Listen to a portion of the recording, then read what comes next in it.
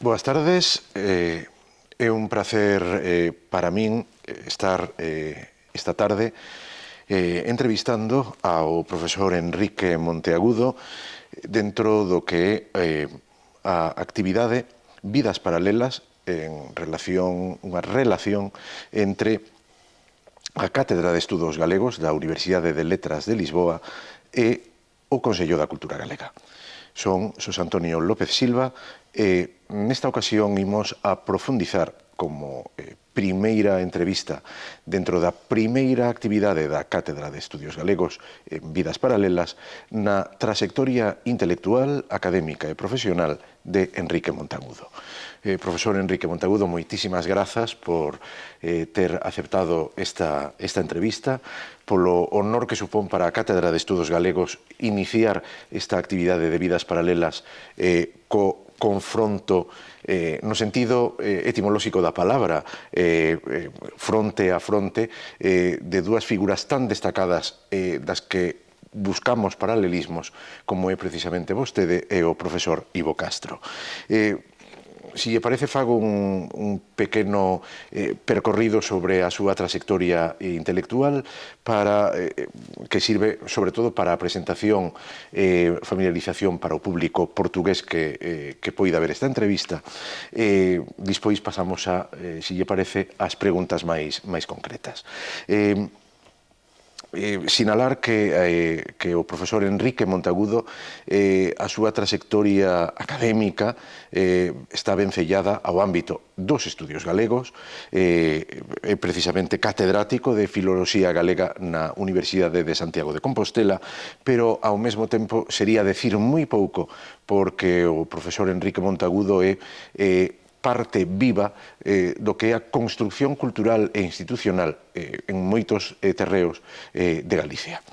Nese sentido,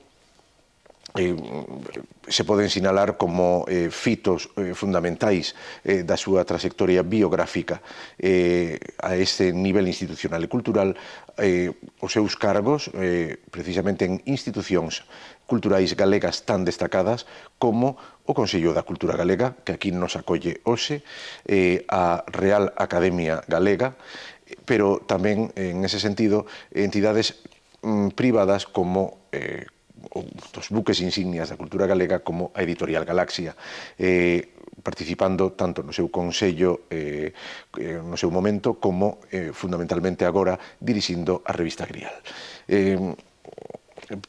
No eido dos temas que abrangue a trayectoria filolóxica e lingüística do profesor Enrique Monteagudo, destaca un inicio, precisamente unha tese sobre Castelao, sobre as ideas lingüísticas de Castelao, pero a partir de aí para unha profundización moi ampla no que é un dos seus campos fundamentais de especialización, a sociolingüística galega, tamén en certo eido a sociolingüística portuguesa, dado que dirixiu e formou parte do proxecto de investigación, variación e cambio no sistema lingüístico galego-portugués, unha comparación entre o galego e o portugués popular brasileiro, e a partir de aí tamén estudios no ámbito literario do galego medieval,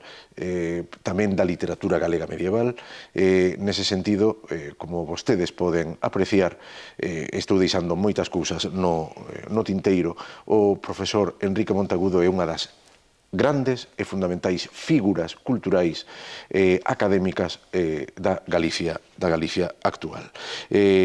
Leva publicados a data de hoxe, e creo que esta data de hoxe xa, polo menos no eido dos libros, xa non é correcta de todo, 58 libros, creo que xa son hoxe 59, 60 capítulos de libro e 156 artigos, sin contar ponencias e comunicacións a diferentes congresos nacionais e internacionais. Profesor Enrique Monteagudo, de novo, moitas grazas pola súa presencia aquí dentro do que é a Cátedra de Estudos Galegos e o Consello da Cultura Galega. Moitas grazas, é un honor para min estar esta tarde con vostede. Bueno, grazas a vos, a Cátedra, e a vostede mesmo por facerme esta entrevista, porque para min é moi honroso persoalmente, académicamente, intelectualmente, pois aparecer en paralelo cunha persoa que estimo tanto, que admiro tanto como o profesor Ivo Castro. Ese Enrique Monteagudo que vostede acaba de debuxar, non sei se serei eu mesmo, pero imos pescudar a ver se efectivamente son eu. Pois decía precisamente Marco Aurelio nas súas meditacións que o ideal é comezar desde o principio, o ideal é comenzar desde os inicios académicos. Nese eido vostede estuda o bacharelato parte en Muros, pero sobre todo en Santiago, e despois inicia os seus estudos de filoloxía aquí na Universidade de Santiago de Compostela, a súa alma mater, pero nun momento en que vostede se vai a ter que estudiar obligatoriamente polo elemento institucional, polo plan de estudios, filoloxía hispánica, cunha especialización dentro de filoloxía hispánica que filoloxía galego-portuguesa. De feito, claro, a primeira pregunta é obrigada. Como é a universidade que vostede se atopa cando, con 18 anos, chega a estudiar aquí a Santiago? Se non me equivoco, vostede empeza inicialmente filoloxía clásica para debruzarse xa en filoloxía hispánica e especializarse en galego-portugués, como é a titulación nese momento. Ben, a ver, comezaría por facer unha precisión, que eu entrei na universidade con 16 anos, non con 18. Por unha...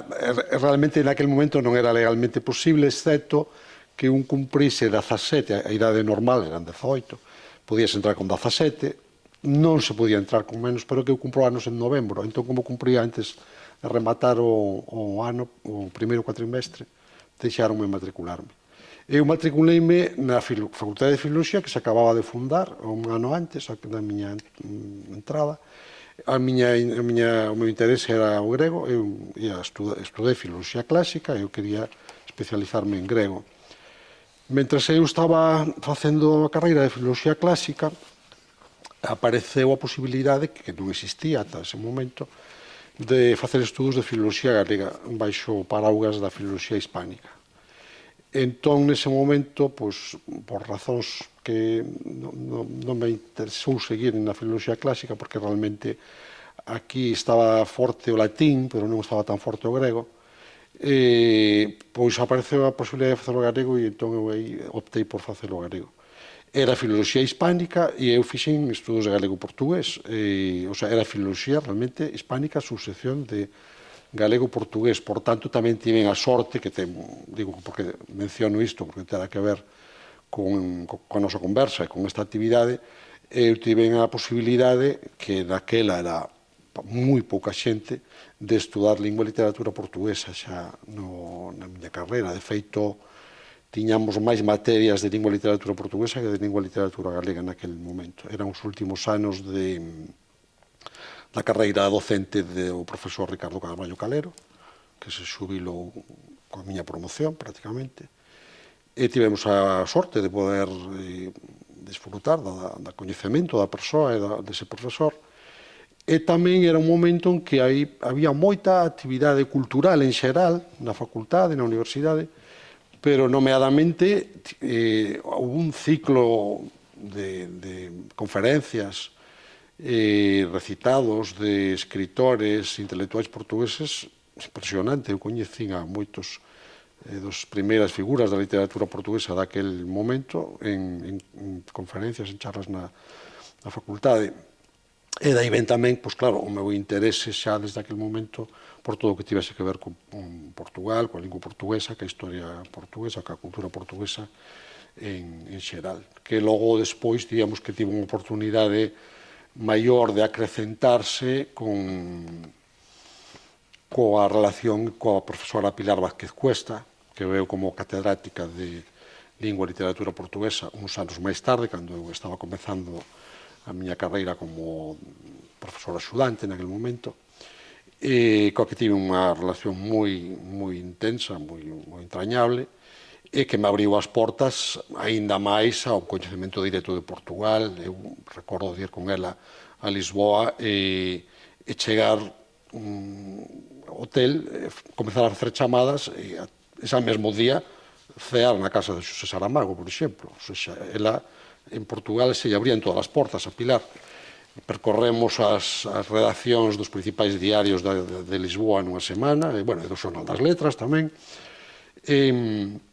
Organizamos aquel primeiro encontro de escritores galegos e portugueses, precisamente ao abeiro do Consello da Cultura, do Consello da Cultura Galega. En fin, que isto deu unha oportunidade. Veu Saramago tamén, ese congreso, por certo.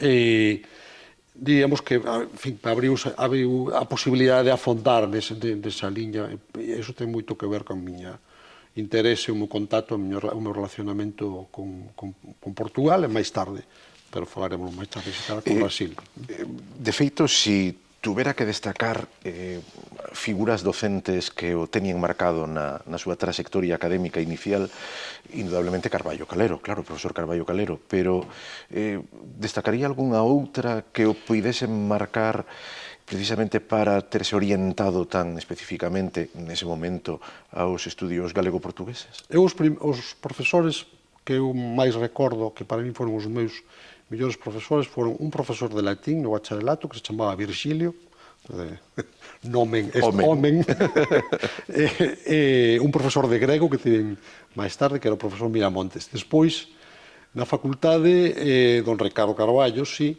evidentemente, máis pola figura, realmente era unha figura que impresionaba xa naquela idade, e, pues, tiña un discurso, falábanos de Murguía, de cando el, sendo noviño, se cruzara con Murguía pola rúa, en fin, eran unhas cousas que para nós eran como unha viaxe no tempo, non? Falábanos de Rosalía como se Rosalía estivese a cear na súa casa varios días a semana, porque estaba tan metido en todo ese mundo. Falábanos de Castelao como unha persoa que el coñeceu e tratou. Entón, impresionaba moito. Era un testemunho da historia nun momento en que a memoria da cultura galega da anterior da guerra era moi oculta. Hoxe, que non sabe en Galicia o que é a xeración nós ou as irmandades da fala, isto estudase nos centros de ensino de todo o país, non? Pero que estamos falando nun momento en que ninguén prácticamente sabía diso. Estaba don Ricardo na súa cátedra da universidade, e logo fora da universidade, pois era outra cátedra que había, que era de Ramón Piñeiro. Entón, sí que me marcou moito. Desde o punto de vista estritamente profesional, é dicir, como filólogo, o meu mellor profesor foi Antón Santamarina. Antón Santamarina era un filólogo xa posto día, con método, con criterio profesional, e impresionaba porque aquelo da filoloxía era maxia. Funcionaba todo tan ben, a evolución histórica das vogais, das consoantes, estaba aquilo tan ben montado que me fascinoume moito. E logo tamén porque me interesou moito nese Francisco Fernández Rei, porque ele nos daba nocións de dialectoloxía galega, que tamén era unha disciplina en aquel momento absolutamente arcana. Ninguén sabía daquelo. Entón, de repente, o profesor que che poñía un mapa é moito, era apaixonante. De feito, o profesor Antón Santamarina foi o seu director de tese. Sí, foi Antón Santamarina, foi o meu director de tese, foi o meu guía nun ámbito estreitamente académico sempre. Sí. Cal foi a razón da escolla da tese, desa tese tan importante sobre as ideas lingüísticas de Castelao, que en realidade era un análise profundo sobre as ideas lingüísticas de todo que foi o Grupo Nós, a Irmandade, as Irmandades da Fala, é dicir, é un percorrido fascinante pola intrahistoria da noción do galego, pero tamén do portugués, das relacións entre galego e portugués, no que é a construcción do país, a construcción cultural do país nos anos 30.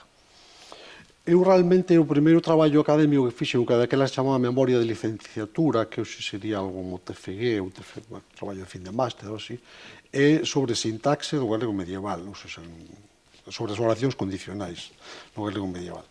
Que o pasei moi ben facendo aquel traballo. Pero eu decateime que chegaba a un punto de sintaxe ata ese punto pasaba moi ben. A partir dese punto deixaba de interesarme. Entón, digo, non podo seguir con isto porque está moi ben, pero non é para min. Despois estive traballando para facer a tese sobre a historia do galego nos séculos oscuros, é dicir, dese período sin literatura, o século XVI, o século XIX. Daquela era tan difícil acceder a arquivos e era tan necesario para esa tese que desanimeime.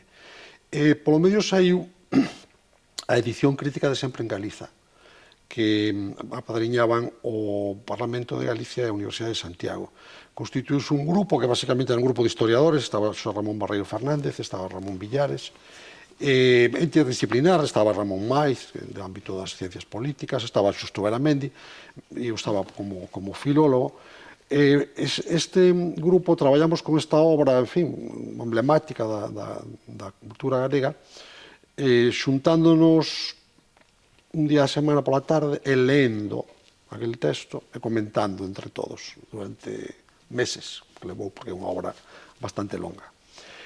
E aí, pois, pareceume tan interesante aquilo, porque isto de estar aprendendo con xente do mundo da historia, das ciencias políticas, da filosofía. Entón, fixemos a edición de Sempre en Galiza, que non é por nada, pero é certo que fixe moito traballo aí, nesa edición.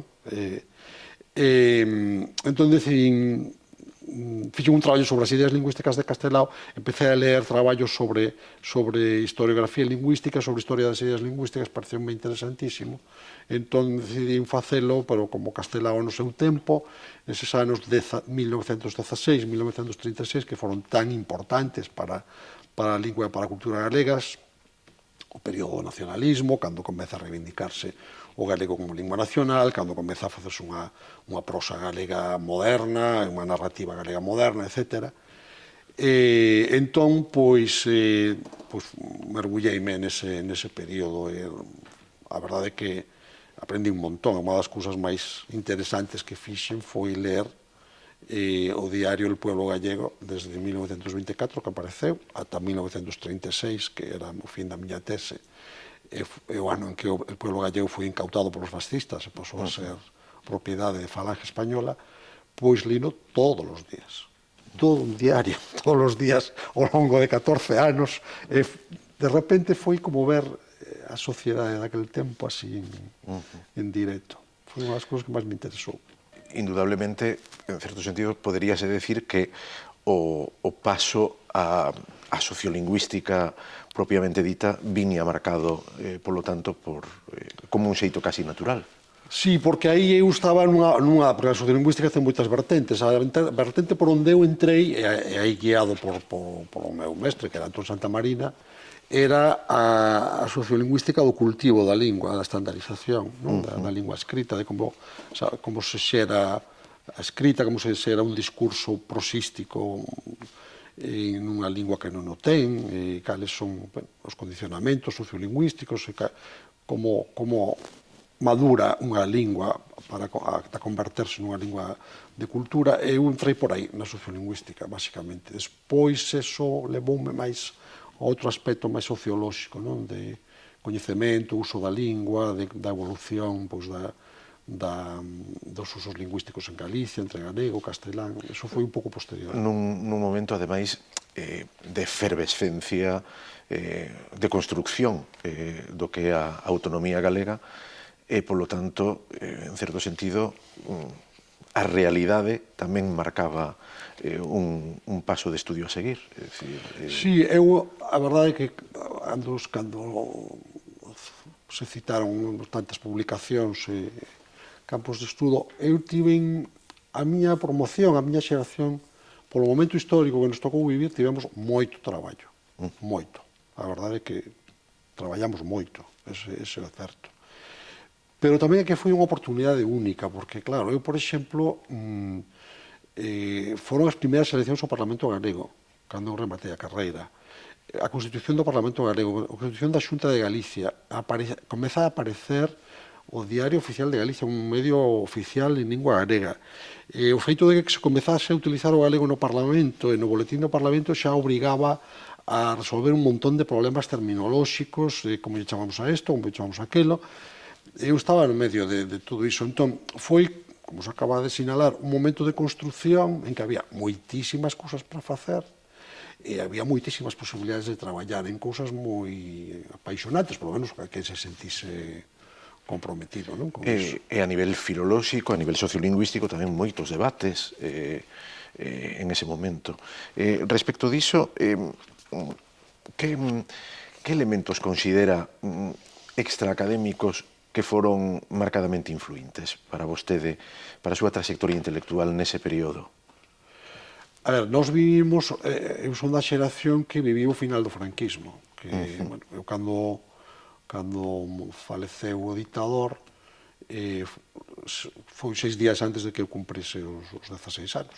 Eu xa tiña 15 anos, ou seja que tiña idade suficiente como para saber o que foi aquilo, tamén porque eu tiña un irmán maior na universidade, e vivía con ele aquí en Santiago, entón estaba moi en contacto con todo o ambiente, digamos, contestatario, universitario. Había reunións na miña casa, reunións clandestinas, o sea, pero, en fin, aparte deso, unha persoa da miña idade, mínimamente consciente e tal, evidentemente lembra a educación que tivemos, a escola, generalísimo, bueno, todo o que nos metían, ou nos pretendían meter na cabeza, e tamén a represión, non? Entón, vivimos un cambio cultural inmenso. Foi como pegar un brinco, un paso adiante, foi un abismo. Eu, cando as miñas fillas, cando foi a crise agora e tantos problemas que temos neste tempo, e elas se poñían angustiadas, e dicían, tranquilidade, non pasa nada. Eu pasei de vivir nunha ditadura a vivir nunha monarquía parlamentaria. Sei o que é un cambio de réxime. Claro, claro, a xente máis nova di, como é vivir unha situación desas? Pois sí, eu vivina. Entón, eso foi como un salto cultural xigante, realmente xigantesco. Aí tamén houve xente que non soubo adaptarse. Xente de miña idade, que, de feito, moitos quedaron polo camiño. Porque polo medio veu todo o tema de drogas, en fin, un momento de moita efervescencia e de que a xente despois quería liberdade. Todos vivimos esa conquista da liberdade como algo tremendamente apaixonante, pero claro, tamén había que controlar un pouco, non? Porque a liberdade podemos empregar ben ou non tan ben. Nese sentido, vostede traballa literalmente desde moi novo no ámbito da docencia, é dicir, vostede exerce toda a súa labor investigadora ao abeiro da USC, da Universidade de Santiago de Compostela, empeza moi novo a dar clase como profesor axudante, posteriormente como profesor titular, unha vez lida a tese. En ese sentido, como docente, como recorda eses anos? Eses anos iniciais da docencia universitaria, nese momento tamén de tanta efervescencia e tanta construcción política e académica da nova institución adaptándose a... Os anos da miña carreira foron uns anos da revolución permanente. É dicir, eu comecei no ano 76, acabei no ano 81 e non tive un curso nin medio normal. As folgas eran constantes. Cando non estábamos en folgas os estudantes, estábamos profesores. Entón poñámonos por quendas para... Entón, pero foi moi instructivo, porque como non tiñamos moitas clases, en cambio tiñamos moitísima actividade por fora, política, sindical, cultural, etc. Tiñamos moitísimo tempo para ler, e para ir ao cinema, e para estar en debates e tal. Entón foi moi enriquecedor nese sentido. Logo, ao rematar a carreira, tiven que saltar un pouco, recuperar o lapso de formación, porque ademais eu fixen un percorrido un pouco anómalo, porque eu fixen filoloxía grego-portuguesa, pero despois fun contratado, porque non existía aínda un departamento de filoloxía grega, fun contratado por filoloxía románica, que era un pouco o que había nese momento. Entón, eu pasei de filoloxía grego-portuguesa, estive durante bastantes anos como profesor de filoloxía románica, tiven que aprender moitísimo, porque tiña que dar clases de cousas como o latín vulgar, o proto-romance, o francés antigo, ou cousas así, que me deu moito traballo facelo, pero aprendí moito, así que foi moi... moi bonito tamén. Lembra algunha experiencia docente particularmente intensa, memorable, anecdótica?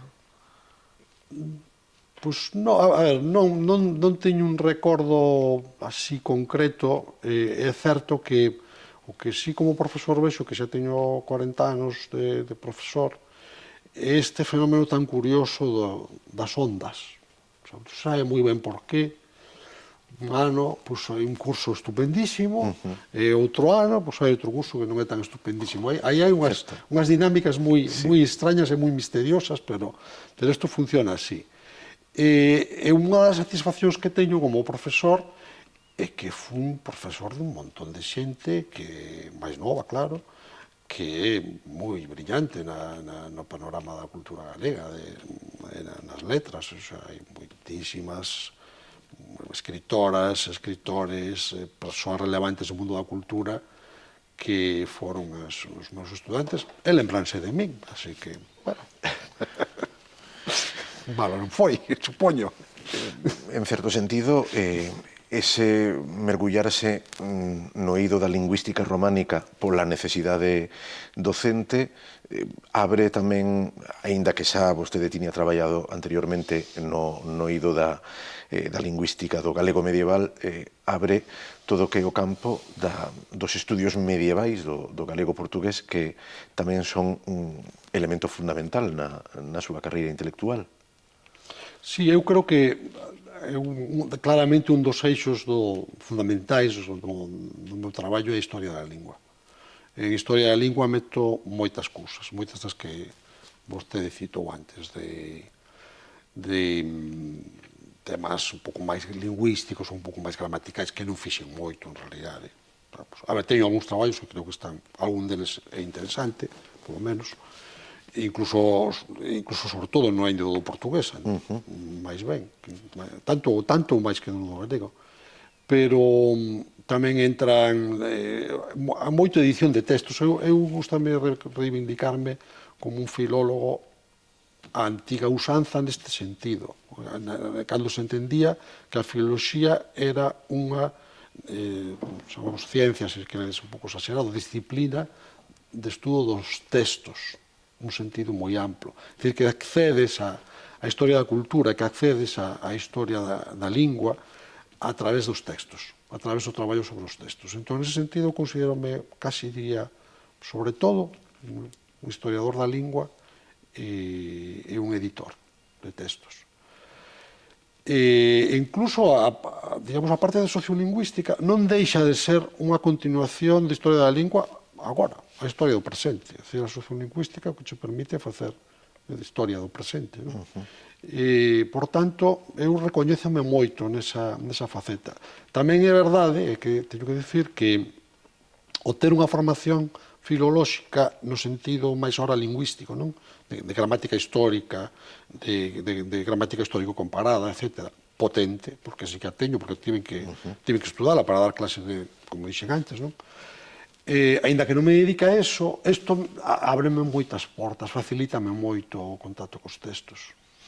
De feito, aí está a unión, claro, cos textos galego-portugueses, con todo ese período que une a investigación do eido portugués ou do eido galego no ámbito tanto literario como lingüístico. Sí, de feito, o que pode ter de interés o meu traballo sobre o galego-portugués, sobre a literatura galego-portuguesa, ten que ver xustamente con esa perspectiva que eu creo que non se aplicara, ou aplicarase moi pouquiño, de que nos pode decir a variación lingüística nos textos medievais acerca da historia da lingua e da historia da cultura. Creo que xa que hai bastante partido a iso en relación, por exemplo, á tradición da lírica trovadoresca, onde, bueno, hai unha hipótese que bastante desenvolvida, que ata agora ninguén me refutou, sobre o papel de Don Denis na tradición lírica trovadoresca, sobre a integración da xa masa de textos galegos, de xograres nesa tradición e do papel que ten Don Denis. Isto ten relevancia moi notable, penso eu, para a historia da cultura galega e portuguesa. E cheguei a eso a través da análise lingüística, basicamente. De feito, a partir de aí, hai unha colaboración constante co mundo universitario portugués? Sí, de feito, a parte do que comentei antes, de que realmente a profesora Pilar Vázquez Cuesta me facilitou moito, máis a profesora Pilar Vázquez Cuesta facilitoume máis o contacto, digamos, co mundo intelectual e literario portugués, non tanto co mundo académico. O contacto co mundo académico ven bastante a través do profesor Ivo Castro, dos colegas da Universidade de Lisboa, que axiña nos entendemos, non? E buscamos puntos de interese común, inda traballando en áreas bastante diferentes, porque, por exemplo, o profesor Ivo Castro, desde hai bastante tempo, ata non hai moito tempo, a súa dedicación principal, podíamos decir, foi a edición de Fernando Pessoa. Sí, El tiña o espolio de Fernando Pessoa un pouco na Biblioteca Nacional, estaba un pouco da man del, e el dirixía a equipa que editou a obra completa de Pessoa. Pero había aí unhas afinidades quizás de formación, de intereses.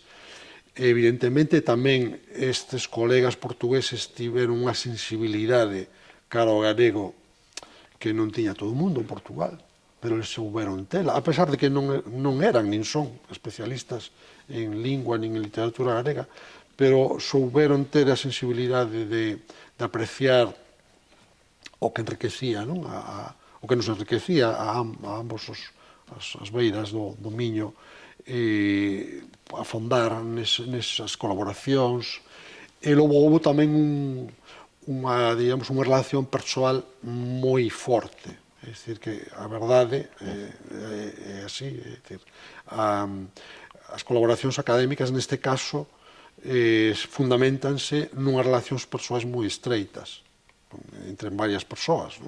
Podemos, tiven a honra de que se quixese simbolizar entre o profesor Ivo Castro e eu, pero realmente somos un grupo de persoas galegos, un grupo de persoas en Portugal, que temos unhas relacións persoais moi estreitas e unhas afinidades intelectuais importantes. A concesión do doutorado honoris causa ao profesor Ivo Castro, apadriñado precisamente por vostede, o discurso do profesor Ivo Castro e o discurso de vostede reflicte precisamente toda esa colaboración persoal e toda esa colaboración docente de moitas décadas e tan fructíferas. Ao mesmo tempo, vostede tamén ten traballado dentro do ámbito dos estudios da cultura e da literatura galega en autores, como ben mencionaba antes, máis vencellados aos séculos escuros, que deixan de ser tamén escuros en boa medida grazas ás súas investigacións, e pon de relevo a nivel institucional, a nivel de país e a nivel científico a figuras como a do padre Sarmiento, precisamente. En ese sentido, creo que tamén é un elemento a destacar, porque creo que ao final todas as pezas do puzzle de investigación, do puzzle científico encaixan en boa medida. Martín Sarmiento chamoume a min, el, realmente. Eu non estaba chamado para Martín Sarmiento, pero chamoume el, porque eu era unha figura que me interesaba moito. De feito, gañei un premio de ensaio con un traballo sobre Sarmiento no ano 90 e pico, xa. Pero cando foi a dedicación do Día das Galegas a él, eu empecé a ver fondos de Sarmiento, o descubrimento do autógrafo do coloquio en Coplas Galegas, eu comento, foi un feito para min foi unha conmoción realmente, porque non esperaba atopar aquilo, non? Foi como Sarmiento estáme chamando, Sarmiento deixou aquí este libro para que alguén, despois que como teño contado, cando eu pedí na Biblioteca Nacional o libro que se titulaba Etimologías españolas, tiña un título totalmente despistante, supoño que por eso José Luis Pensado non o localizou, e cando eu abrín aquilo reinchaba, aquel libro levaba 150 anos sin abrir. Hacía... rinchaba, o sea, estaba claro que ese libro non o abría ninguén en moitísimo tempo. E eu creo que incluso Gallancos, que foi o que deu para aí, tampouco debeu de abrir antes de comprar e deixalo ali, e así, e ali quedou. Entón, estaba esperando a que eu chegase ali para abrilo. E foi como decir, bueno, pues sí, algo teño que facer sobre Sarmiento, porque está me chamando. De feito, bueno, ao final, a edición de textos acaba vostede de editar outro autógrafo sobre as orcas e os cetáceos en colaboración coa Fundación Penzol. En calquera caso, os traballos de Sarmiento están sendo rescatados pola súa labor, por esa labor de edición de textos, por esa labor de filoloxía, de infantería, de traballo arreo nos textos. Axudoulle o que é o conocemento do século XVIII a través de Sarmiento a afondar en algo dos estudios intelectuais portugueses dese período. Sarmiento comenta elementos sobre Portugal, vostede ten un artigo precisamente sobre as relacións de Sarmiento con Portugal, ábrense aí moitas posibilidades de traballo. Bueno, Sarmiento foi o lusitanista español máis importante, claro, do século XVIII. Isto é indubidable. El sí que pon en contacto, claro, eu realmente de historia da lingua, da cultura portuguesa, do que máis traballei foi dos gramáticos renacentistas. Concretamente dun que deu moito que falar a Sarmiento, que foi Duarte Núñez de Lião, que provocou as iras de Sarmiento cando dixo que a lingua galega e portuguesa antigamente eran case unha, pero delas o portugués adiantou tanto a galego grazas ás cortes, que son os lugares onde se pulen e se forxan as palabras e se difunden os restos dos homes. Unha observación atinadísima de Duarte Núñez de Lião, que era un sociolingüista avant la lettre, que percibe claramente que a principal diferencia entre galego e portugués foi o cultivo do portugués e a súa asociación ao poder real, etc. Pero Sarmiento aí tocaba unha fibra que molestaba moito. Sarmiento era un ilustrado que consideraba que había que reivindicar a elocuencia natural.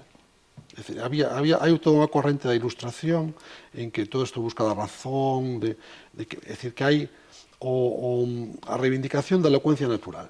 E a elocuencia natural non ten nada que ver coa elocuencia da retórica fabricada, elaborada, das cortes, esa lingua. Entón, claro, el que tiña falado pestes da lingua da corte española, porque é unha Babilonia onde se mesturan as linguas, estas frases tan contundentes.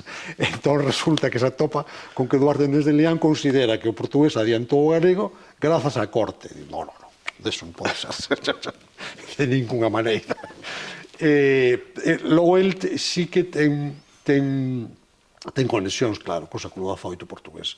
El coñece moi ben a obra de Bluetooth, por exemplo. El coñece, curiosamente, a pesar do seu antilusismo retórico, non? Que sempre di que os portugueses, pois, logo, cando el fai o plan de estudos galegos, é impresionante o que di, porque el di, mentre non teñamos un arte de nebrixa en galego, habería que estudar nas escolas o divertimento erudito do padre Bento Pereira.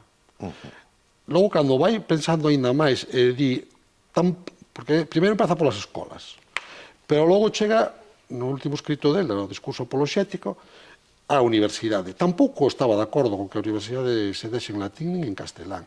Entón, non, que temos que facer na universidade, mentras non se elaboran manuais en galego e tal e cual, é usar os portugueses.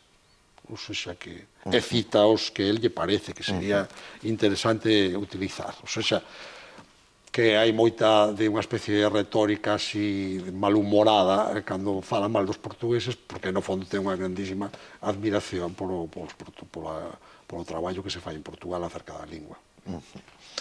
Cambiando de tercio, vostede, despois de 40 anos dedicado á docencia, dedicado á investigación, con ese elemento que lle permite a comparativa entre o sistema educativo superior galego e o sistema científico galego, co sistema científico e educativo portugués, pero tamén co sistema educativo e científico estadounidense, onde vostede ten impartido clases, por exemplo, tamén co seu conocemento de sistemas científicos e educativos británicos, brasileiros, alemáns. Que considera que se leva feito nestas décadas? Que queda por facer? Que podemos aprender de outros sistemas educativos e científicos como, en este caso, dentro do que é o ámbito desta entrevista de vidas paralelas, do ámbito luso brasileiro? Eu dos que coñecí, que tamén o que máis coñecí foi o británico, porque estive como profesor no Reino Unido. Parece mellor. Eu creo que é o sistema mellor. Eu creo que se traballa moi ben cos estudantes, dáselle moitísima autonomía e moitísima responsabilidade aos estudantes. Hai un seguimento moi estreito do seu progreso, do seu traballo. Claro, é un sistema que ten unha cuestión de que é moi selectivo. É un sistema, ou polo menos era, cando estiven no Reino Unido. Creo que a Universidade Española, sospeito que a portuguesa, sospeito porque irá máis ou menos en paralelo que a española, porque o plan de Boloña, todo isto afectanos a todos. Non foi un gran avance, sinceramente. É verdade que hoxe o ensino universitario está concebido como unha continuación do ensino secundario superior, do bacharelato, vamos. Que no meu tempo non era así, claro. É dicir, no meu tempo, pasar do bacharelato á universidade, algunha xente o facía, a minoría. E hoxe é como a continuación natural do bacharelato. Entón, claro, nese sentido non está mal. Non está mal que moitísima xente vai á universidade. En principio, iso está ben. Pero entón había que buscar a maneira de manter, digamos, a través de procedimento que se queira, non a través dos máster, que non me parece. Os máster realmente creo que serviron para dar entrada ao negocio privado, ao negocio superior, para pouco máis.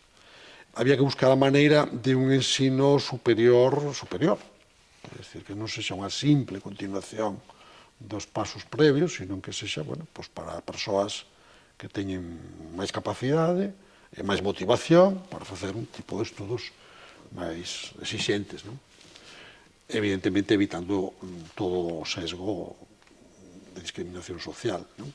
Está claro. Pero non se acabou, eu non acabo de velo aquí, eso non acabo de ver. Entón, bueno, nós teño a sensación de que cada vez máis estamos dando clases para como un instituto superior. Eu quero dicir que eu non son especialmente descontento. A mí gusta a docencia e teño unha relación boa cos estudantes, pero sí que é verdade que ás veces penso que me gustaría poder transmitir outro tipo de coñecementos máis avanzados a algúns estudantes. Non podo facelo, porque non teño medios. Son profesor de máster e cursos de doutoramento, pero non crean as condicións para facelo iso.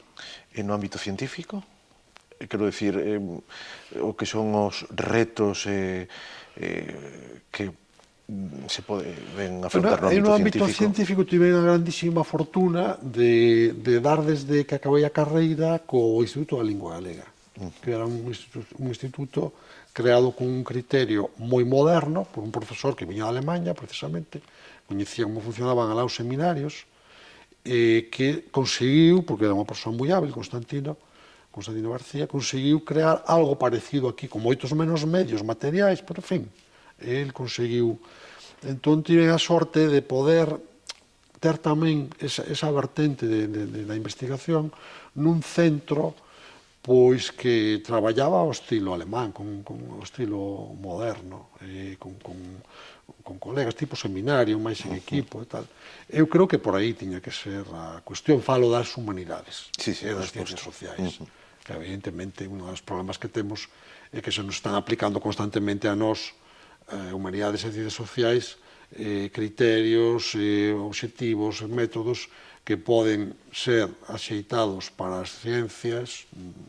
Non discuto, non sei se ou se non, pero bueno, probablemente sí, pero que para nós non teñen nin pés nin cabeza todo este, por exemplo, estas métricas, esta medición do noso traballo con criterios métricos. A ver, eso é ignorar que as humanidades e as ciencias sociais son saberes que teñen unha componente de tradicións culturais moi forte, de tradicións nacionais. Hai unha filosofía francesa, hai unha filosofía alemá, hai unha sociolingüística catalá. Entón, é frustrante pensar que se eu escribo un artigo en inglés que é un resumo banal de a evolución do galego, non sei que, nunha revista australiana, me dan un montón de puntos. E se eu escribo un artigo en galego metendo-me a fondo na variación lingüística, ou en portugués metendo-me a fondo na variación lingüística dos cancioneiros, pois non me vale tanto. Pois vamos a ver. Cal é o valor académico dunha cousa e da outra? Incomparable. Pero, con esta vara de medir, váleme máis publicar resumos de cousas que aquí máis ou menos sabe todo o mundo en inglés, Nova Zelanda, que non publicar en galego ou en portugués, ou mesmo en español, traballos a fondo sobre temas de especialidade. Non ten sentido. Vostede o está vivindo, ademais, en estes momentos, en particular como director da revista Grial, é dicir, que está afrontando unha nova etapa. Afrontou vostede a etapa nova que inaugurou Víctor Freixanes. Sí, a revista Grial sempre está nese dilema, porque estamos o dilema de convertémonos nunha revista científica que teña os seus abstract en inglés, as súas palabras-chave, que pase por unha revisión de pares, os artigos, con as bibliografías, tal e cual. Eso sería matar a revista. Porque, por sorte, hai revistas académicas no ámbito das ciencias sociais e humanas en galegas que cumpren ese papel e que o fan moi ben. Grial é outra idea, a bella idea dunha revista máis de ensaio para o público oculto, non especial, traballos feitos por especialistas, pero non para especialistas.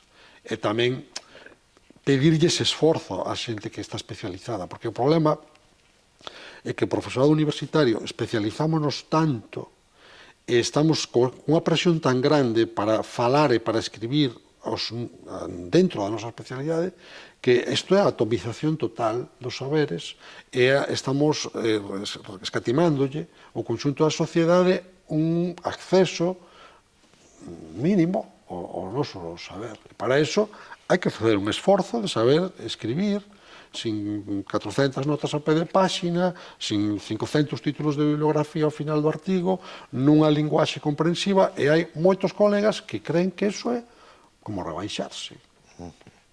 Para min, é dicir, o científico, o académico, que se explica ben, pareceme admirable, pareceme que ten un mérito extraordinario. Pareceme que iso ten, chegado a un punto, máis mérito que o outro.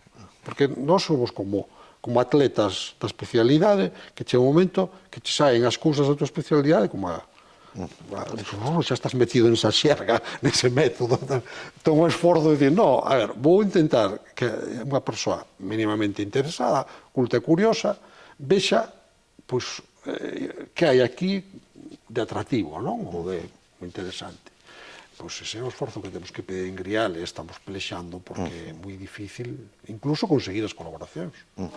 De feito, conectado con ese esforzo de divulgación, que consello lle daría aos mozos, mozas que están comezando agora mesmo a súa carreira académica no eido da filoloxía galega, no eido da filoloxía portuguesa, nos estudios culturais galegos, galego-portugueses? Eu recomendaríais que sí que procuren ter unha formación sólida na súa especialidade, pero que abran a súa cabeza a todos os fenómenos da cultura e da vida. É dicir, máximo no noso ámbito das humanidades, o sea, nós non podemos empatizar, non podemos entender. Se o noso traballo é un traballo hermenéutico en boa medida, que é entender, interpretar un texto. Entón, como podemos interpretar fenómenos culturais, chamemos de literarios ou de outro tipo, se non temos unha mínima capacidade de ver iso nun contexto, dunha sociedade, dunha vida, dunha historia? Entón, eu recomendaríalle que lesen moita literatura, moita historia, moitos ensaios, que non pechasen a cabeza aos temas propiamente de especialidade. Neste momento da súa trayectoria, cal é a súa reflexión sobre a incidencia precisamente na sociedade actual, dos estudios lingüístico-históricos, dos estudios humanísticos, aquí, en Galicia, tamén, obviamente, en Portugal, somos sociedades pegadas e sociedades da Unión Europea que afrontamos retos e afrontamos dificultades comuns. Eu penso que en Portugal tamén é o que eu vexo, o que me transmiten os colegas, os estudos de lingüística histórica están en retroceso, están en franca retirada. A lingüística, claro, a lingüística tiene unha presión moi forte para as aplicacións, para todo o que ten que ver, pues, sobre todo cas aplicacións de máquinas, non? Entón, por aí entrou moito a presión económica, do mercado, da productividade. Evidentemente, non vou negar que iso é importantísimo e que a lingüística ten moito que dicir, non? Pero, en cambio, outros saberes que non se acaban ver como poden encaixar nesta mentalidade un pouco de mercado, pois, por exemplo, a lingüística histórica, eu vexo en franca decadencia, cada vez menos xente que estuda a historia da lingua en Galicia e en Portugal. E a sociolingüística? A sociolingüística non é moi distinta a portuguesa.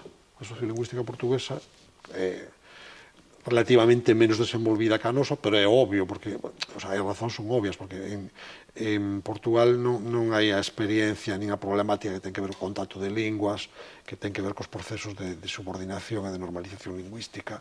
Todos os procesos sociolingüísticos que vivimos nós, diríamos que o portugués é unha lingua normalizada no seu ámbito desde hai moitísimo tempo, non ten competencia de outras linguas, entón pois hai unha sociolingüística máis da variación interna do portugués, pero sendo moi interesante non ten o picante que ten a sociolingüística nosa da competencia do galego e o castelán, das, digamos, asociacións políticas e culturais que existen nunha lingua con outra, a nosa moito máis picante, non?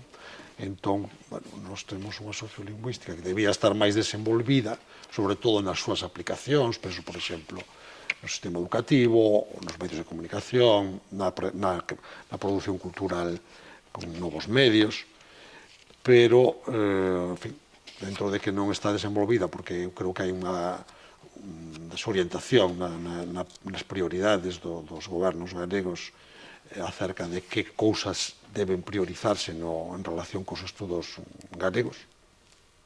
Creo que non hai unha desorientación e non se está concedendo a necesaria prioridade a todo este tipo de estudos que axuden a poñer o galego á altura dos desafíos do noso tempo, tamén no sistema educativo, pero non só.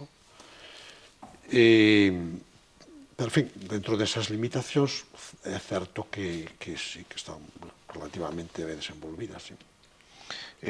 Gustaríame rematar esta entrevista non só ollando cara ao pasado e establecendo este análise desta trayectoria de vostede que vai parella a trayectoria de país, a trayectoria dunha evolución de país, de Galicia, a nivel de desenvolvemento institucional, de desenvolvemento político, de desenvolvemento das universidades galegas, de desenvolvemento dun sistema científico galego, sino mirando cara adiante, cara retos futuros da trayectoria intelectual de Enrique Monteagudo, pero tamén retos e futuros do país a nivel precisamente da súa especialidade.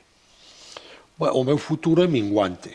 O sea que é minguante no sentido de cada vez queda menos, evidentemente. Agora, en algún sentido, pode ser crecente, porque espero que, sin tardar moito, teña moito máis tempo para facer as cousas que a mí realmente me peta facer, non ter que dedicar determinadas horas da miña xornada ás tarefas profesionais que me vexo obrigado. Eu, desde logo, o problema que teño tantas cousas na cabeza que non sei, non me vai dar tempo pero gustaríame seguir con a edición de Sarmiento, desde logo, que me podo dedicar bastante pouco a ela, porque queda bastante distante do que é o meu traballo máis ou menos diario. Teño pendente rematar todo un proxecto sobre a lírica trovadoresca. Teño moitas pezas, pero necesitaba un tempo para xuntalas, seguir un pouco máis alá. Espero poder telo. Eu estou nun punto en que casi o que me gustaría sería un pouco volver sobre algunhas cousas que fixen, por exemplo, a Historia social da lingua galega, que é a obra na que me sinto máis orgulloso, e que de feito foi a que acaba de aparecer unha terceira edición, cousa que me parece un auténtico milagre, nun libro de 700 páxinas con un tema tan arduo, non? Pero teño tantísimas cousas novas aí xa que me gustaría reescribir eso. Querería facer dúas biografías, unha biografía de Sarmiento e unha biografía de Ramón Piñeiro. Creo que é unha figura que merece unha biografía extensa e en profundidade. O que decía antes, revisar un pouco, revisaría tamén o meu libro sobre o idioma galego baixo o franquismo, que apareceu aí 3 anos, pero xa teño moitísimas máis cousas que novas que meter aí, porque son obras que chaman por máis, non? O sea, como que xa non, desde logo, non estou pensando que poida abrir campos novos, o meu traballo, evidentemente, máis ben é iso, como revisar, pechar ou completar liñas de traballo que están feitas. Para a cultura galega, os desafíos son os desafíos do porvir, que son moi exixentes, son desafíos moi difíciles de afrontar, que as novas xeracións son as que teñen que afrontar. Eu o que sí estou convencido de que as persoas, os intelectuais, se me permite considerarme tal, nos chega un momento que temos que deixar paso a xente que ven detrás. O cal non quere dicir retirarse, contribuir, seguir contribuindo, pero deixar xa o protagonismo na xente que ven detrás e que ten cousas novas que achegar. Eu teño a confianza de que o noso país, Galicia, é un país con moita penuria, realmente moita penuria. Se o comparas con outros, comentábamos antes que traballei na Universidade de California, en fin, é que non é mensurable, non é comparable unha cousa con outra. Pero, a pesar desa penuria material, e a pesar desa dependencia cultural, desa dependencia lingüística, dese mal encaixe nun Estado que non nos axuda, que nos coarta por moitas cousas, é un país moi creativo, é con moito talento humano. Isto pareceme innegable. Entón, creo que está un pouco a confianza no futuro pasa por ese talento, por esa xente que a pesar de todo, a pesar dunhas circunstancias de penuria, teñen imaginación, teñen capacidade, teñen vontade. Somos un país, curiosamente, moi cosmopolita tamén. Ríome moito cando se di é que o aldeán galego, os aldeáns son moi provincianos. Nunha aldea galega calquera hai xente máis cosmopolita que nunha vila de moitos sitios adiante. Na aldea dos meus pais hai xente que vive en Alemanha, que vive en Suiza, que vive nos Estados Unidos, que os netos falan inglés porque veñen de Brooklyn ou de Queens, sobre todo. Nese sentido, os galegos somos un país moi cosmopolita tamén. E eu creo que de toda esa capacidade para ver as cousas pode sair algo. Pois con ese desexo nos quedamos, indudablemente. Enrique Monteagudo, profesor Enrique Monteagudo, moitísimas grazas polo honor desta entrevista para a Cátedra de Estudos Galegos da Universidade de Lisboa, da Facultade de Letras da Universidade de Lisboa. Grazas tamén por parte do Consello da Cultura Galega. Únome a eses desexos de que este país tenía ese crecemento. Moitísimas grazas, foi un placer. Graciñas a vostede, ao Consello, a Cátedra e a Facultade.